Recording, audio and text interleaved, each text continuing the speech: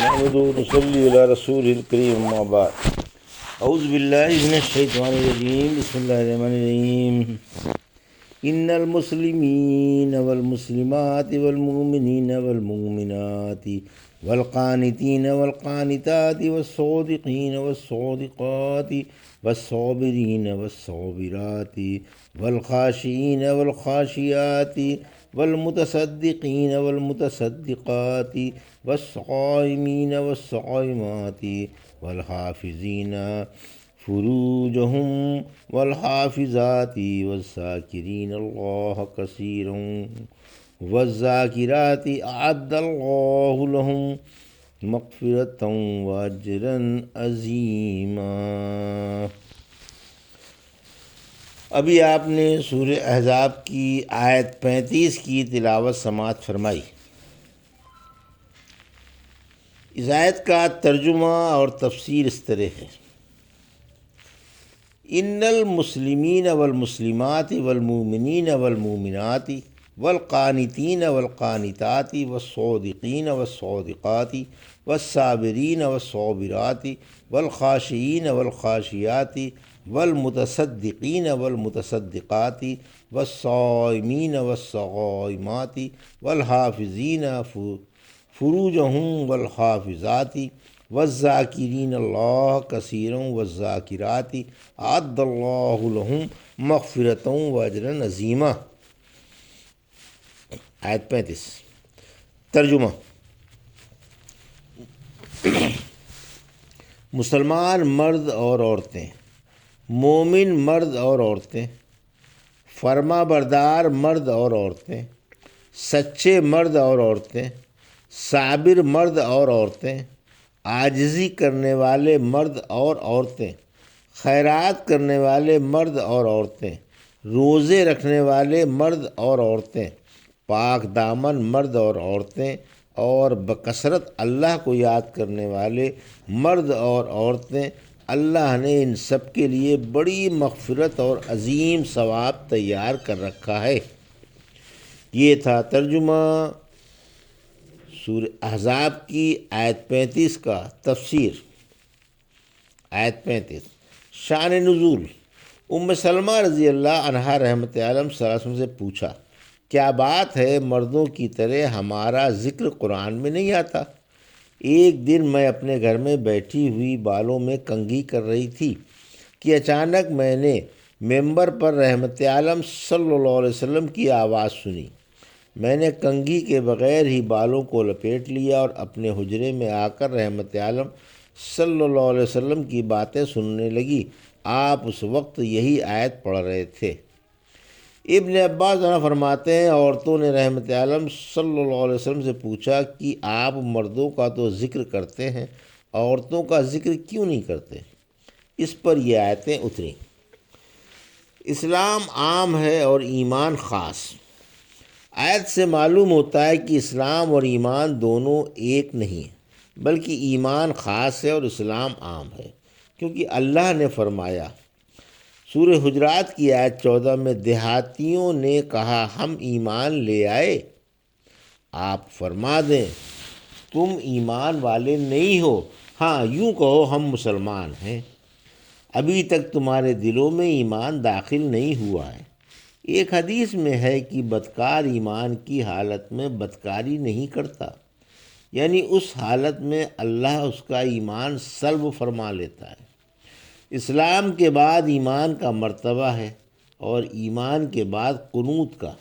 قنوت سکون کے ساتھ اطاعت بجا لانے کو کہتے ہیں، جیسے کہ پہلے بیان ہو گیا اور آئندہ آئے گا۔ سچ اور جھوٹ کا بیان۔ پھر فرمایا سچے مرد اور سچی عورتیں، یہ صفت قولی ہے۔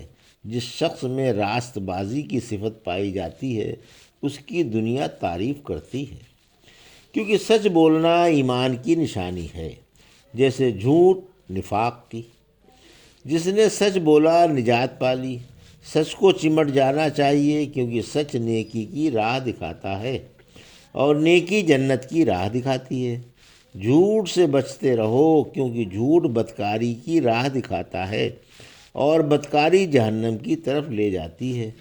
انسان سچ بولتے بولتے اور اس کا دھیان کرتے کرتے اللہ کے نزدیک صدیق لکھ لیا جاتا ہے۔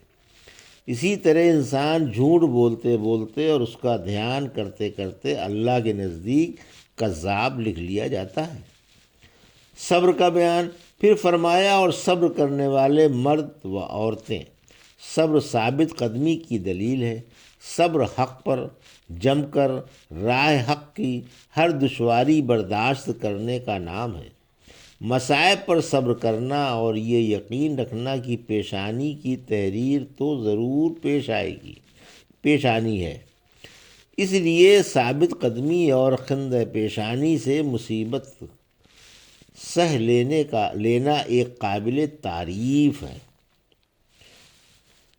ایک قابل تعریف عادت ہے۔ ابتدائی صدمے کے وقت صبر بڑا دشوار ہوتا ہے، جو اصل صبر ہے۔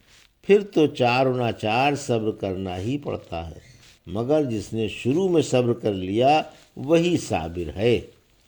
خشوع کا بیان، پھر فرمایا عاجزی کرنے والے مرد اور عورتیں۔ خشوع کے معنی سکون و اطمینان، دل جمعی، تواضع، فروتنی اور مسکینی کے ہیں۔ اس کا باعث اللہ کا خوف اور اس بات کا یقین ہے کہ اللہ ہر شخص کو دیکھ رہا ہے۔ اسی لیے اللہ کے رسول صلی اللہ علیہ وسلم نے فرمایا کہ اس طرح اللہ کی عبادت کرو جیسے تم اسے دیکھ رہے ہو، اور اگر یہ مقام حاصل نہ ہو تو اللہ تو تمہیں دیکھ رہا ہے۔ صدقے کا بیان، پھر فرمایا اور صدقہ کرنے والے مرد اور عورتیں۔ صدقہ محتاج و کمزوروں کے ساتھ حسن سلوک ہے، جن کی نہ کوئی خود اپنی کمائی ہو اور نہ ان کے لیے کوئی کمانے والا ہو۔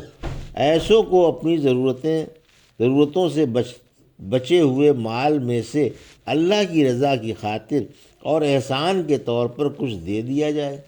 رحمت عالم صلی اللہ علیہ وسلم نے فرمایا، قیامت کے روز جب چھاؤں نہیں ہوگی، حق تعالیٰ 7 قسم کے آدمیوں کو اپنے عرش کی چھاؤں میں جگہ دے گا۔ ان میں سے ایک وہ بھی ہے جس نے چھپ کر اس طرح خیرات کی کہ بائیں ہاتھ کو سیدھے ہاتھ کے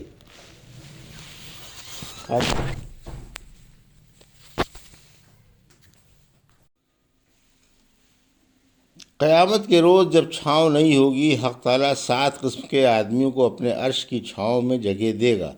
ان میں سے ایک وہ بھی ہے جس نے چھپ کر اس طرح خیرات کی کہ بائیں ہاتھ کو سیدھے ہاتھ کے خرچ کی خبر بھی نہیں ہوئی۔ ایک اور حدیث میں ہے کہ صدقہ گناہوں کو اس طرح بجھاتا ہے جیسے پانی آگ کو۔ روزوں کا بیان، پھر فرمایا اور روزے رکھنے والے مرد اور عورتیں۔ ایک حدیث میں ہے کہ روزہ بدن کی زکوٰۃ ہے، یعنی روزہ بدن کو طبی اور شرعی طور پر دی اخلاط سے پاک رکھ کر دیتا ہے۔ چونکہ روزے شہوت کو توڑ دینے کے لیے اکثیر ہیں، اس لیے اللہ کے رسول صلی اللہ علیہ وسلم نے فرمایا، نوجوانوں، اگر تم میں سے کسی کو نکاح کی طاقت ہو تو نکاح کر لے، کیونکہ اس سے نگاہ نیچی رہتی ہے اور انسان پاک دامن رہتا ہے، اور جسے طاقت نہ ہو اسے روزے رکھنے چاہیے، کیونکہ روزے شہوت کو کمزور کر دیتے ہیں۔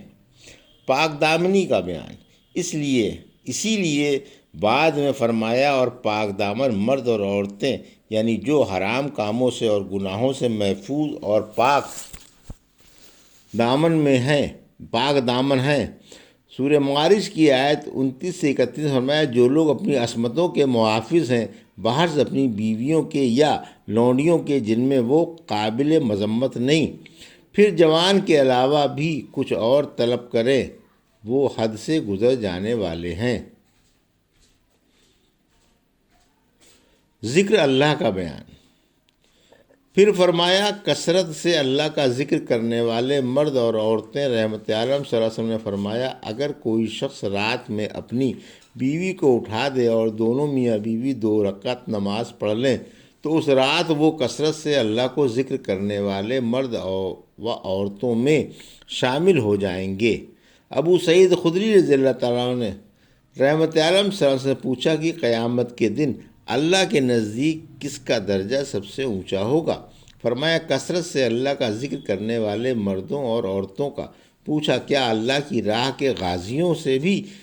فرمایا اگر کسی مجاہد کی تلوار بھی ٹوٹ جائے اور خود بھی خون میں نہا جائے پھر بھی اللہ کو یاد کرنے والے اس سے افضل ہیں۔ رحمت عالم صلی اللہ علیہ وسلم نے فرمایا کیا میں تمہیں سب سے اچھا عمل نہ بتاؤں جو تمہارے رب کی نگاہ میں نہایت صاف اور ستھرا ہو، تمہارے درجوں کو خوب بلند کرنے والا اور تمہارے لیے درہم و دینار اور خیرات کرنے سے بہتر ہو، اور اس بات سے بھی کہ کل تم دشمن سے بھڑ کر ان کی گردنیں اڑاؤ اور وہ تمہاری گردنیں اڑائیں؟ صحابہ بولے اے اللہ کے رسول ایسا عمل ضرور بتائیے۔ فرمایا یہ ذکر اللہ ہے۔ پھر فرمایا اللہ نے ان کے لیے وسیع مغفرت اور عظیم اجر تیار کر رکھا ہے، یعنی اس آیت میں جن کا بیان ہے حق تعالیٰ نے ان کے لیے ان کے گناہوں کی مغفرت تیار کر رکھی ہے کہ اپنے فضل و کرم سے ان کے تمام گناہ معاف فرما دے گا، اور اجر عظیم بھی تیار کر رکھا ہے کہ انہیں بہشت بری میں عزت کے ساتھ رکھے گا۔ یہ تھا سورہ احزاب کی آیت 35 کا ترجمہ اور تفسیر جو بھی آپ نے سماعت فرمائی۔ بارک اللہ لی و لکم فی القرآن الحکیم و نفعنی وایاکم بآیات الذکر الحکیم۔